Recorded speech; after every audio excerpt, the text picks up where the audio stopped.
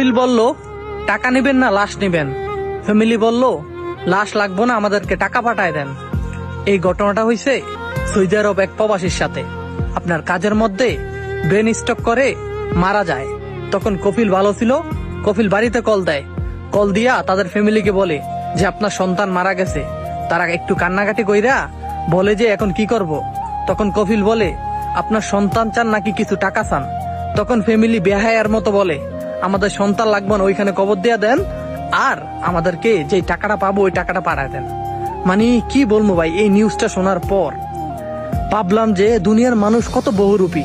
টাকার কাছে মানুষ এক সেকেন্ডে বিক্রি হয় ভাই। কেউ আপন না ভাই, এই দুনিয়াতে তোমার কেউ আপন না। তুমি নিজের বলতে নিজের ভাই, তোমার দিকে কেউ তাকাইব না। সো নিজের জন্য কিছু করো, নিজের চরকাতে তেল দাও। নিজের ইঞ্জিলে যদি তেল থাকে ওই ইঞ্জিল ভালো মতো চলবো। আর যদি তোমার কাছে কিছু না রাইকা সবকিছু আপন মানুষ, ফ্যামিলি, ভাই বোন সবাইকে দিয়ে দাও, দিন শেষে তোমাকে এই ঘটনার সম্মুখীন হইতে হবে। অতএব কিছু বলার মতো আমার কাছে নাই। এটাই দোয়া করব, আল্লাহ যেন এই প্রবাসীকে জান্নাতের উচ্চ মাহকাম দান করে। আমিন।